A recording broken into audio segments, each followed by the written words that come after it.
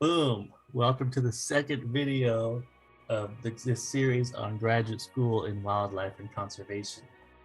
This one is talking through three things. Number one, should you go to graduate school?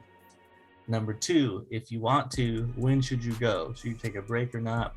And number three, what's the difference between a master's and a PhD? So before we get started, leave me a comment. Let me know if you want to go to graduate school and why. What are you considering? What are you weighing, etc. So first question, should you go to graduate school? This is an important question to ask yourself. You should think about this. Not everyone needs to go to graduate school. I'll just say that. Although I think it's becoming more common in our society kind of generally, just because there's more and more people getting undergraduate degrees, and sort of separate yourself from the pack. Getting another degree can help do that. For me, I went back to graduate school after taking 3 years off after my undergraduate because I wanted a new challenge, and that was really the reason I went back.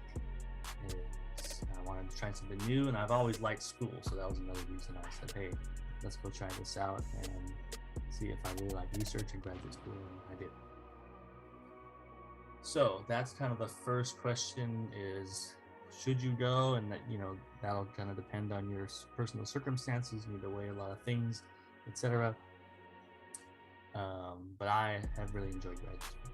So number two, if you do want to go, when should you go? And this is a really common question, I think maybe particularly in our field of wildlife and conservation, because there's this kind of common pipeline of you graduate with an undergraduate degree, then you take a few years off, maybe 1 to 3 years is pretty common, where you're working temporary positions, getting some field experience, and then you're ready for graduate school.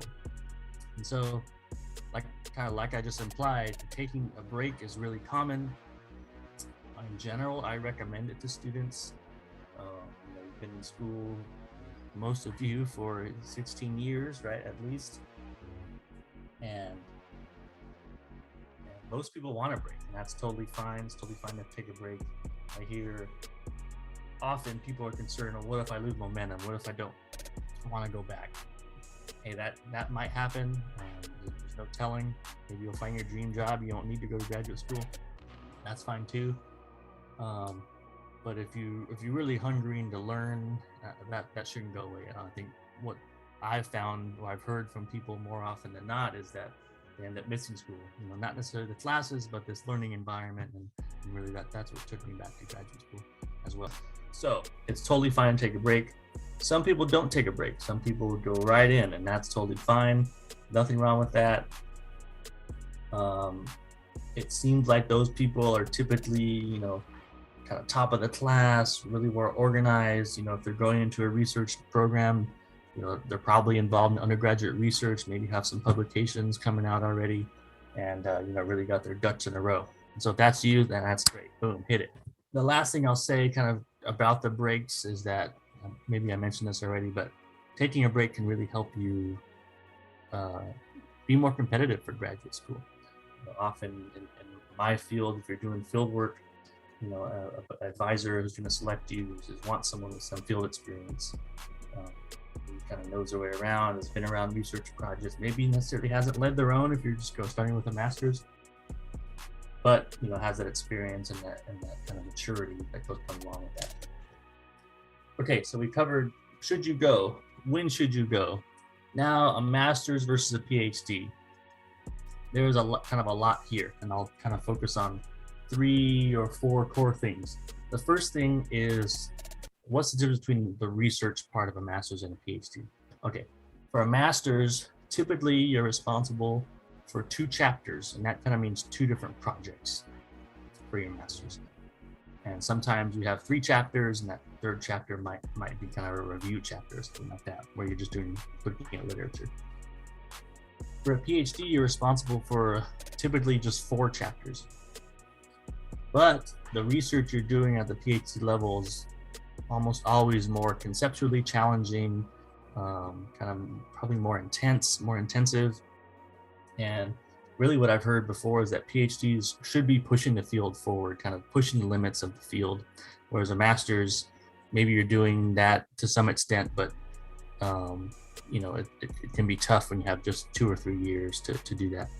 And so that's my next point is, what's the timeline here for a master's? Typically 2 to 3 years is common, sometimes 4, if you got a field intensive project or if something doesn't go right the first time. Meaning if you're doing field work, you have 1 to 2 seasons, 2 being pretty common, I think. PhDs take 5 to 7 on average, I would say. I mean, sometimes 4.5, sometimes longer than 7, but that's the average there. And if you're doing field work, 2 to 4 field seasons. We had 3 field seasons for our project, PhD project. Another thing with the PhD that maybe I should have mentioned that first point is you do have to take some exams kind of in the middle towards the end of your PhD. And that's not a huge deal, but it's a big time commitment for maybe a semester or so. And it's kind of an important step in the process of moving from a PhD student to a PhD candidate. Okay, so we went over research and the timeline. Now classes. This surprised me and maybe surprises you, but for a master's, you're responsible for more classes than a PhD, even though a PhD have more time. I think on average, it seems like master's about 30 credit hours, which probably means you're taking classes almost every semester during your master's. Sometimes people front load them and they maybe have a semester at the end where they don't need classes. For a PhD, you're responsible for about half that on average, about 15 credit hours or so. And that means that there's several semesters where you're not taking classes unless you really want an elective or something like that. But the focus of the PhD is on the research. That should be your priority. Now, maybe this is sort of a moot point because it seems in our field in wildlife and conservation biology, it's pretty rare for someone to go straight from an undergraduate, even if you take a break, into a PhD. I've seen lots of posted PhDs where they require a master's degree as a prerequisite, unless you have maybe a ton of field experience and experience leading your own research team, etc. With that said, it seems like going straight into a PhD, even with a break, is more common in fields like biological sciences, kind of more lab-based fields, even like genetics and things like that. So keep that in mind.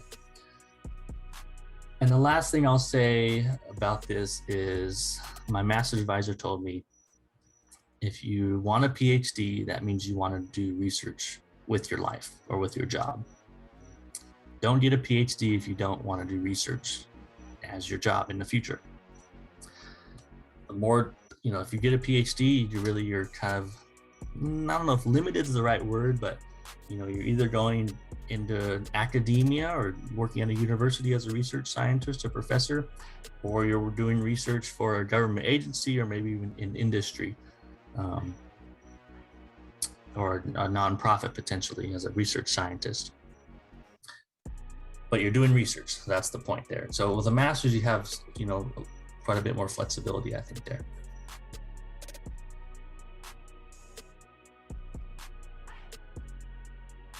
Don't forget to leave me a comment below telling me where you're at in your journey and whether you want to go to grad school and why. Peace.